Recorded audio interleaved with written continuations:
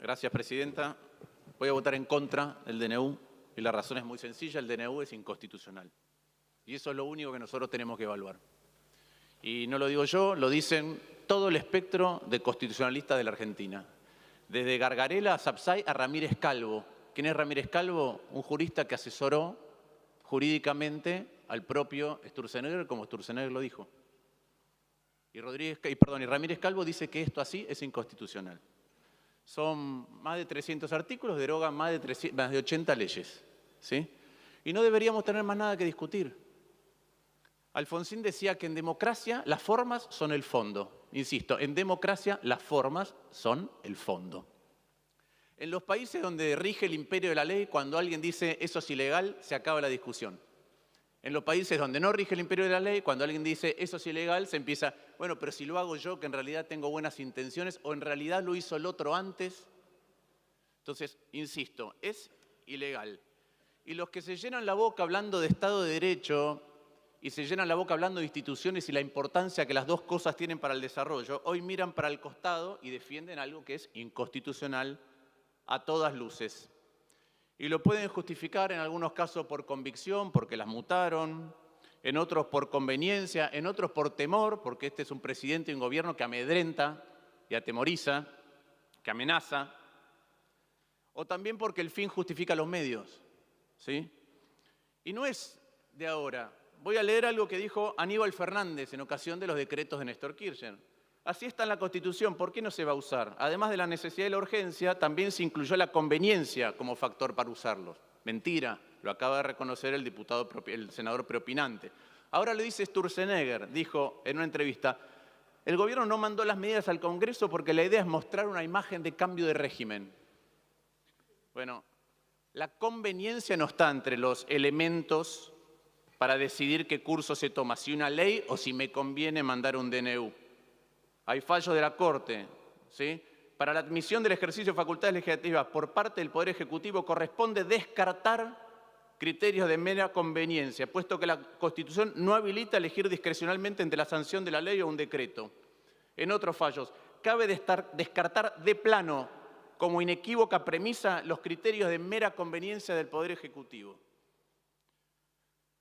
Entonces, los que avalan esta herramienta hoy o antes, a cualquier costo, en el fondo están creando un monstruo. ¿Qué monstruo? Imagine, el que está escuchando, que imagine el presidente o la presidenta que más aborrece, al que más miedo le tiene. Imagine que esa es la persona que ahora está en el poder.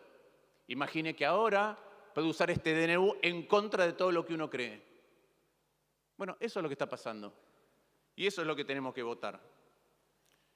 Entre 1853, al presidente que le gusta irse para el pasado, y 1989 hubo 30 DNUs. En 146 años, 30 DNUs.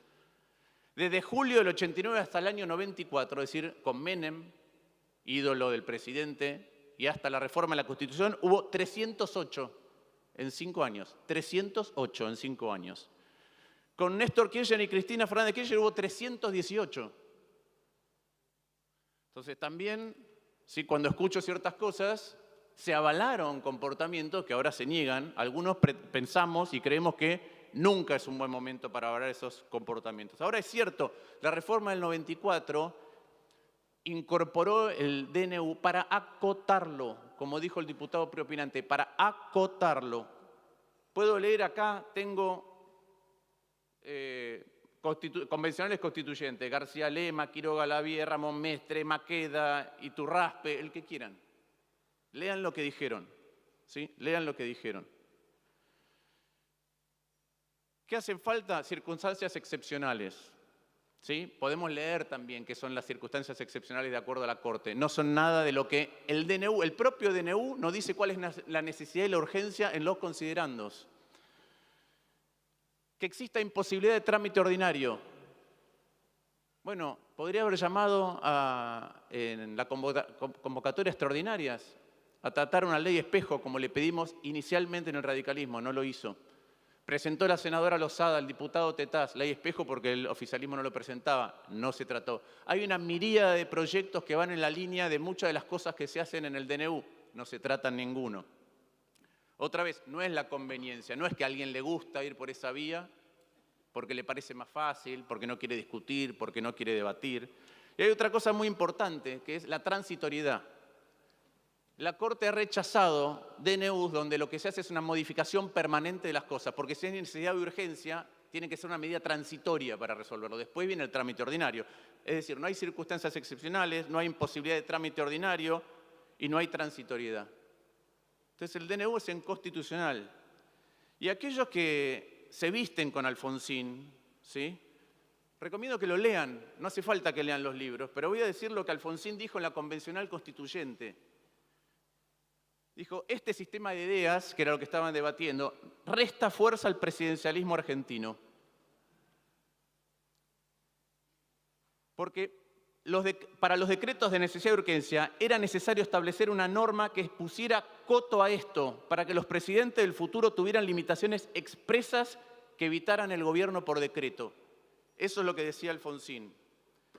Como al presidente le encanta citar a Alberdi, ¿sí?, y ya dijo el presidente de la Corte Suprema que hay muchos que lo citan, pero no lo leen, voy a decir lo que decía Alberdi en Bases, ¿sí?, criticando la Constitución del Paraguay de 1844, que permitía los decretos de necesidad y urgencia.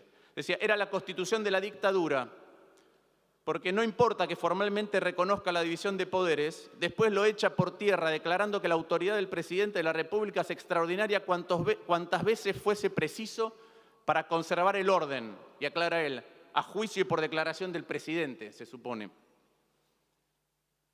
Entonces nosotros queremos debatir temas, porque ya sabemos que la Argentina está mal y que requiere reformas en todos los frentes. Queremos una sociedad moderna de iguales y para eso necesitamos un Estado que sea eficaz y sensible, lo hemos dicho un montón de veces, ¿sí? Estamos a favor de eliminar gastos, estamos a favor de eliminar regulaciones, todas aquellas que no le rinden ningún beneficio a la gente, así podemos bajar impuestos. Ahora, insisto, ley espejo, hay dos presentadas en las dos cámaras, no lo quieren tratar. ¿Está la comisión trabajando? No sé, hubo que emplazarla para que se conformara la comisión, hubo que emplazar al presidente de la Cámara de Diputados para que se conformara. Ya van 3 sesiones. ¿Qué debatieron? Nada. ¿Invitaron funcionarios? ¿Vino alguno? No vino ninguno. La verdad es que no deberíamos discutir ninguna otra cosa que no sea la constitucionalidad. Pero discutamos el resto, ¿sí?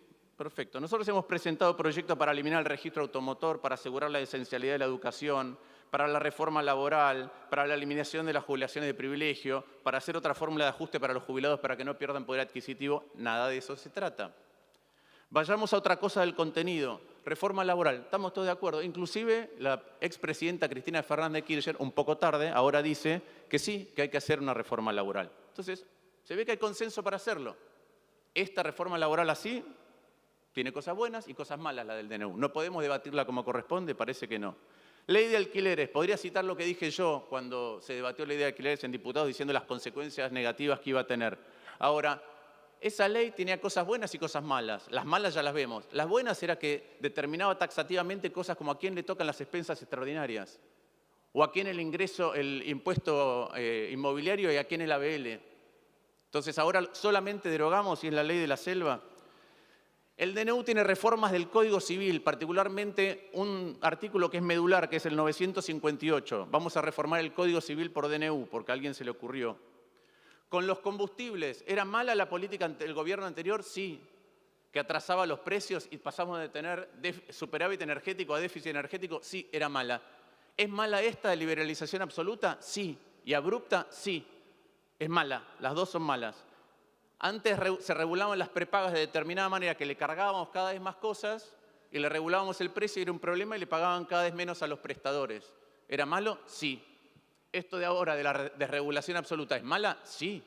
Hay un montón de familias que se están quedando sin prepaga y encima si tienen una precondición para saltar a otro lugar, ¿cómo hacen? Se están quedando sin cobertura. Suben los medicamentos, 110% subieron los medicamentos, se venden 10 millones menos de medicamentos por mes en la Argentina. Suben los colegios, con lo que eso implica para las familias. Suben las tasas de tarjeta de crédito, con lo que eso implica para que pierda ingreso y ahora se tiene que financiar. Mientras tanto, baja la actividad económica, bajan las jubilaciones, bajan los sueldos, suben las tarifas y pretenden decir que un DNU que tiene la privatización de clubes y la importación de neumáticos usados, todo eso es urgente. Urgente es lo que está pasando en la realidad. Pero voy a agregar un tema adicional de por qué eso no se debe tratar el DNU. Digo, lo más importante es que es inconstitucional. Lo otro es que hay parte del contenido que es buena, parte que es regular, parte que es mala, parte que es muy mala y parte que es irrelevante. Desglósenlo en una ley y lo vamos a tratar cada una como corresponde. Pero lo último es, tiene emergencias el DNU también, ¿sí? Y es una delegación de poder y tenemos que preguntarnos a quién le delegamos poder, ¿sí? Te voy a describir algunas cosas que el presidente dice a sí mismo. Dice que es anarcocapitalista, pero como se choca con la realidad, solamente es minarquista, es decir, que no quiere, lo único que quiere que provee el Estado es justicia y seguridad. Ni educación, ni jubilaciones, ni salud, nada. ¿Qué más? Es insensible cuando dice que los jubilados, solamente hay 15% de pobres los jubilados, entonces le vamos a seguir castigando las jubilaciones, es lo que dice el presidente. Es insensible ante las madres que tienen que cambiar a sus hijos de escuela. Es insensible ante los que están enfermos y perdieron la prepaga. Es insensible para con las pymes. Además es un presidente, un gobierno que tiene muchos vínculos e incompatibilidades, conflictos de intereses con empresas privadas. ¿Sí? Se ven rampantes por el gobierno, pero además, entre las petroleras el que tiene que viajar prefiere las petroleras. Entre las farmacéuticas y los jubilados o los enfermos, prefiere las farmacéuticas. Entre las tabacaleras y la salud de nuestros jóvenes, prefiere las tabacaleras. Es un presidente que miente. ¿En qué miente? Miente, por ejemplo, cuando dice que el radicalismo votó góndolas y abastecimiento, votamos las dos en contra. ¿Sí? Y hubiera presentado él proyectos cuando fue diputado en contra. Es un presidente que va a un programa y dice que está dando ayuda escolar a familias que no existe la ayuda escolar. Es un presidente que denuncia en una escuela adoctrinamiento mientras va al mismo tiempo y adoctrina. Es un presidente que dice que no sabe lo que firma y es un presidente que ataca a su vicepresidenta. Dice que los que no piensan como él son casta y lo que tiene alrededor no lo ve, es decir, tiene el sueño de la casta propia. Ataca a los que piensan distinto, agrede, se burla, como dijo Martín Cohen, está poniendo de moda la crueldad en la Argentina. Y después se escucha argumentos que hay que votar el DNU porque el presidente llamó a unirse a la Argentina. Avasalla las autonomías provinciales, desfinancia la educación, le baja el ingreso a los jubilados, no manda la ley de presupuesto, en connivencia con el gobierno anterior. Hubo un acuerdo entre el exministro de Economía y Milei cuando estaba la ley de presupuesto y ese acuerdo fue retirarla y entonces ahora no hay presupuesto en ningún lugar. Acumula poder e infunde temor. Entonces a una persona así yo creo que no hay que darle un DNU, además de que es inconstitucional. Y ya van a mandar las hordas, ¿no? Ya van a mandar las hordas, los troles, en algún momento nos vamos a enterar quién paga eso. Porque en el mundo real, al que el presidente... Por favor, senador, ya concluye el senador Lustó. El presidente no ve... Ya concluye. No ve el mundo real, no ve todas estas cosas que están pasando en la economía real, ve las redes, ¿sí? Después dice, ¿con quién votan? La verdad, yo voto de acuerdo a mis convicciones. No me importa con quién voto. Si quiere ver con quién vota, que se fije en sus funcionarios. ¿Dónde estaba Scioli? ¿Dónde estaba Franco? ¿Quieren ver con quién? Miren ahí. No voto por la moda. Cuando Cristina Fernández de Kirchner sacó 56%, no había que votarle todo. Yo seguía votando en función de lo que creía. Cuando un presidente saca 54%, sigo votando en función de lo que creo. De lo que creo correcto. Lo que antes me parecía correcto y lo que ahora me parece correcto. Porque además pienso que hay otra manera de hacer las cosas. Que la que propone el presidente no es la única y que está llevando un dolor excesivo. Es cierto, ¿sí? Tenemos que hacer reformas muy profundas, pero que sean debatidas y sustentables, no una revolución incierta. Y podemos hacer las cosas bien para no volver atrás. Podemos dinamizar la economía, hacerla moderna y competitiva. Senador. Pero no a los golpes, no a los enojos, sino con un verdadero diálogo. Por eso voy a votar en contra.